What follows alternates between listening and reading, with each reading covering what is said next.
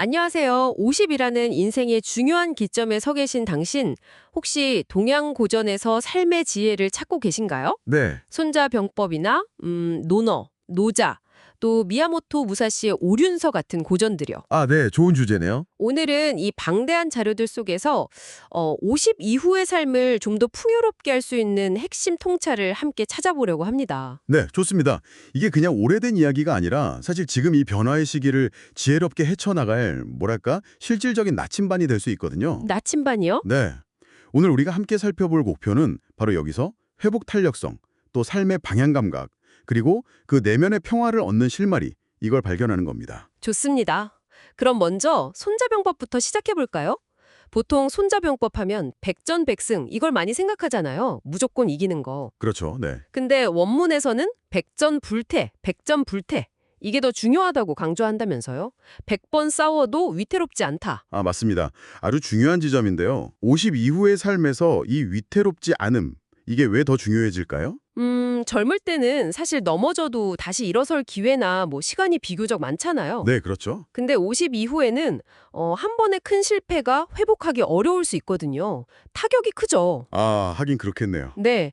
그래서 무조건적인 승리나 성공보다는 어떤 상황에서도 나 자신과 내 삶의 기반이 흔들리지 않는 상태, 즉 불태, 이걸 유지하는 게 훨씬 중요해지는 거죠. 불태. 네. 미야모토 무사시가 그 최고의 경지에서 검을 딱 놓은 것도 어쩌면 더 이상 위태로움에 자신을 내몰지 않으려는 그런 지혜였을 수도 있어요. 아, 그럴 수도 있겠네요. 단순히 싸움 이야기가 아니라. 그렇죠. 이건 뭐 비단 과거 검객의 이야기만이 아니라 우리 인생 후반전의 안정적인 운영에 대한 깊은 통찰인 셈입니다. 그렇군요. 단순히 막 성공만 쫓는 게 아니라 지속 가능한 안정을 추구하는 것. 이게 경력 관리나 개인적인 삶의 운영에도 꼭 필요한 관점이겠네요. 맞습니다. 그러면 또 다른 핵심, 지피지기, 상대를 알고 나를 아는 것. 이것도 50 이후에는 좀 새로운 의미가 있을까요? 예전과는 다른 나를 알아야 할 것 같은데요. 적목합니다. 50 이후의 직위, 즉 나를 아는 건 젊을 때와는 좀 달라요. 어떻게 다른가요? 우선 변화하는 내 몸과 마음을 솔직하게 인정하고 받아들이는 것. 여기서부터 시작해야 합니다. 아, 인정하는 거요. 네, 예전 같지 않은 체력, 또 달라진 건강 상태, 이런 걸 인지하고 관리하는 것, 이게 중요하고요. 그리고 이게 나뿐 아니라 가족에게 미칠 영향까지 고려하는 좀 장기적인 시각이 필요해요. 네네. 또 외로움이라든지 역할 상실감 같은 그런 전신적인 변화에도 좀 대비해야 하죠. 음. 어떤 분들은 이걸 제2의 사춘기라고도 표현하시던데 이때 움츠러기보다는 뭐랄까 스티븐 호킹처럼요.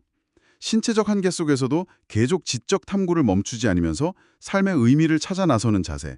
이게 중요합니다. 아, 변화를 받아들이는 유연함이군요. 노자도 물처럼 부드럽게 상황에 대처하라고 했고 오륜서에서도 고정관념에 얽매이지 말라고 했잖아요. 그렇죠. 물처럼. 혹시 빨리빨리 문화에 익숙한 우리에게 노자가 말한 속도보다 방향이라는 가르침도 좀 도움이 될까요? 아, 그럼요. 물론입니다. 물리적인 시간, 그러니까 크로노스에 쫓기듯 살기보다는 삶의 의미와 질을 채우는 나만의 시간, 카이로스를 되찾는 것이 중요하거든요. 카이로스, 나만의 시간? 네, 천천히 걷거나 사색하는 시간을 통해서 삶의 방향을 다시 한번 점검해 보는 거죠. 네. 그리고 공자가 말했듯이 억측이나 고집, 아집 이런 걸 버리고 좀 열린 마음으로 세상을 바라보는 통찰력, 그리고 덕을 쌓아서 주변과의 관계를 돈독히 하는 것. 이것도 내면의 평화를 찾는 길이죠. 아, 듣고 보니 정말 그렇네요. 네. 결국 50 이후의 지혜라는 건 자신과 세상의 변화를 유연하게 받아들이고 또 끊임없이 배우면서 성찰하는 그 과정 자체에 있다고 볼 수 있습니다.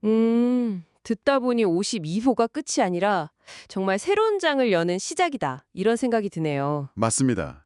그러면 나이 듦을 자연스럽게 받아들이는 태도에 대해서도 고전들은 이야기하나요? 잔류에서 보니까 썩어가는 것이 아니라 낡아가는 것의 의미를 강조하면서 외모 관리의 중요성도 잠깐 언급됐던데요. 네, 낡아간다는 표현 참 의미가 깊죠. 세월이 깃든 가치, 연륜의 미학 같은 게 담겨 있잖아요. 네네. 단순히 외모를 가꾼다는 차원을 넘어서 나 자신을 존중하고 삶의 품격을 지키는 그런 태도라고 볼 수 있습니다. 품격이요. 네, 동시에 과거의 영광이나 후회 이런 데 발목 잡히지 않고 현재에 집중하는 내려놓음의 지혜도 필요해요. 내려놓음. 노자가 말한 공성신퇴, 공을 이루었으면 미련 없이 물러설 줄 아는 마음가짐이나 또 모든 것이 내 뜻대로만 되지 않음을 인정하는 운칠기삼 이런 태도가 도움이 될 수 있습니다. 아, 운칠기삼. 하긴 그렇죠. 네, 그리고 자신에게 좀 너그러워지고 스스로를 격려하는 마음, 마치 법정 스님이 자신의 실수를 인정하고 참회했던 것처럼요. 그런 자세가 중요합니다. 오늘 동양고전 속에서 50 이후의 삶을 위한 정말 소중한 지혜들을 함께 타져봤습니다. 위태로움을 피하는 안정의 지혜, 불태. 네, 불태, 그리고 변화하는 자신과 세상을 꿰뚫는 통찰, 지피지기. 지피지기. 또 물처럼 유연하게 대처하는 자세, 그리고 외적인 성취를 넘어서 내면의 의미와 품격을 찾는 여정까지. 참 많은 생각을 하게 되네요. 네. 그래서 마지막으로 청취자 당신께 이런 질문을 한번 드리고 싶습니다. 네. 이 고전들이 속삭이는 것처럼 인생은 단순히 주어지는 것이 아니라 스스로 의미를 부여하면서 만들어가는 것이라면 당신의 지난 여정은 어떤 의미를 가지나요? 아, 그리고 앞으로 펼쳐질 새로운 장을 어떻게 써내려가고 싶으신가요? 어쩌면 지금이 바로 당신의 내면 성장을 위한 제2의 질풍노도기일지도 모릅니다.